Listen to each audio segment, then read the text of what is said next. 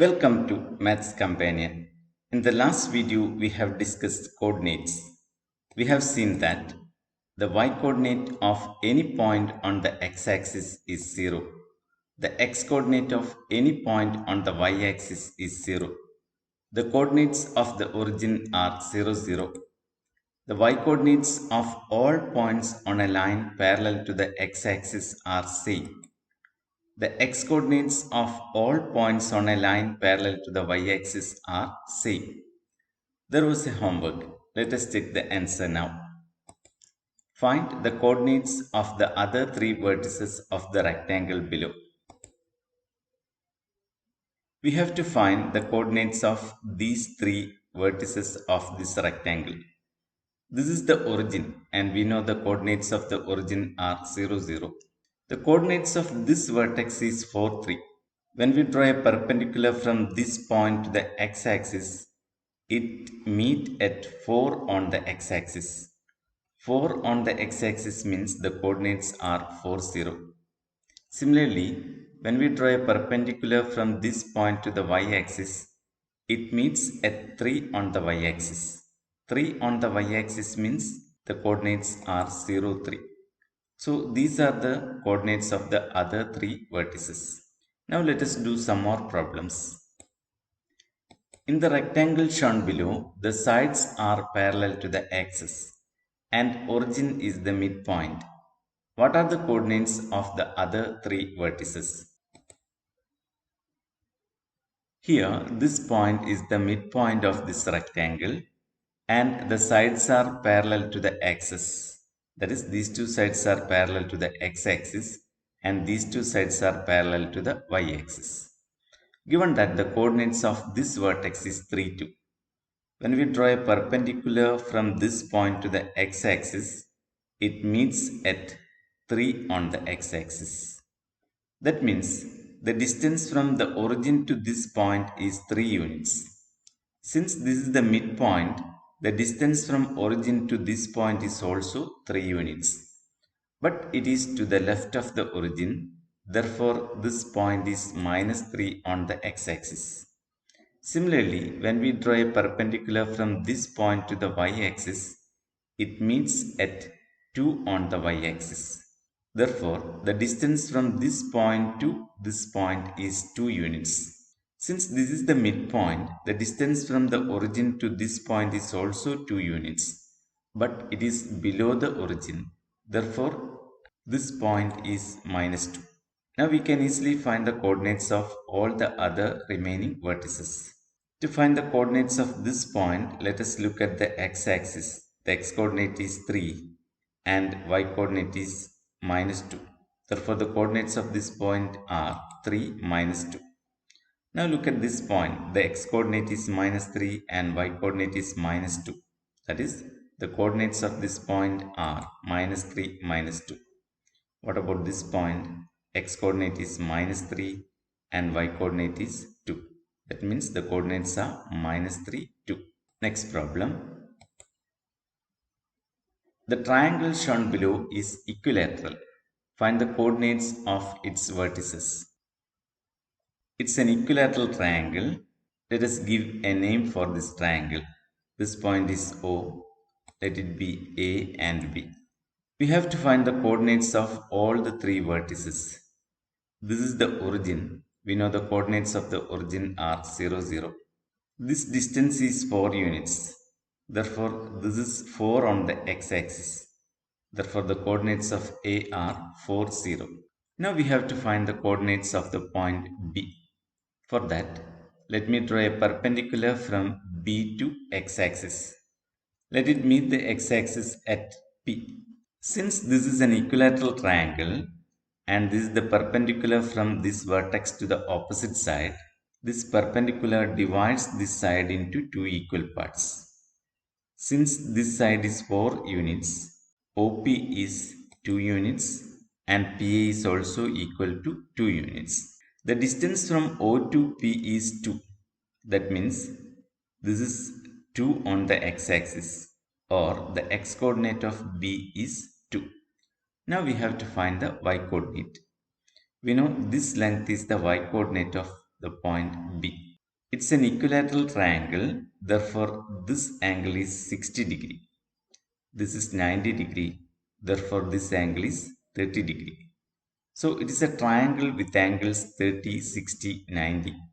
Therefore the ratio of the sides is 1 is to root 3 is to 2. That is OP is to PB is to OB is 1 is to root 3 is to 2. But we know OP is 2. Therefore, to get the exact values, we have to multiply all these by 2. That means PB is 2 root 3 and OB is 4.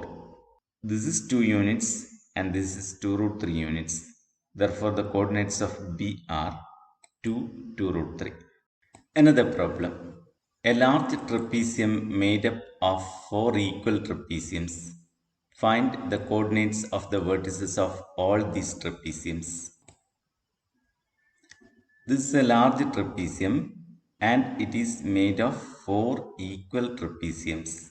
This length is 8 units. Since these two are equal trapeziums, this length is 4 and this is also 4. That means the longest side among the parallel sides of the trapezium is 4 units. Therefore, this is also 4 units since it is the longest side among these two parallel sides. Since these two trapeziums are equal, these two sides are also equal. But their sum is 4. Therefore, this is 2 and this is also 2. That means this is also 2. This is 4. Therefore, this is also 4 and extending we can see that this is also 4.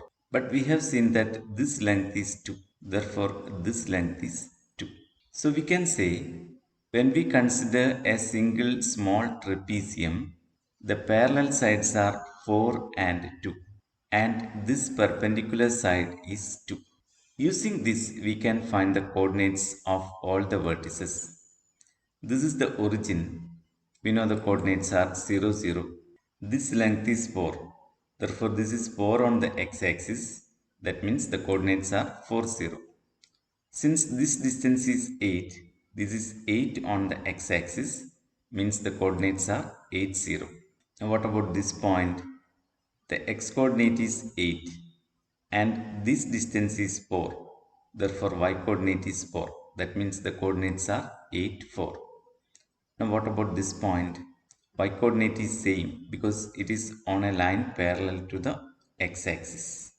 This distance is 2 units. That means it is 2 units to the left of 8, 4.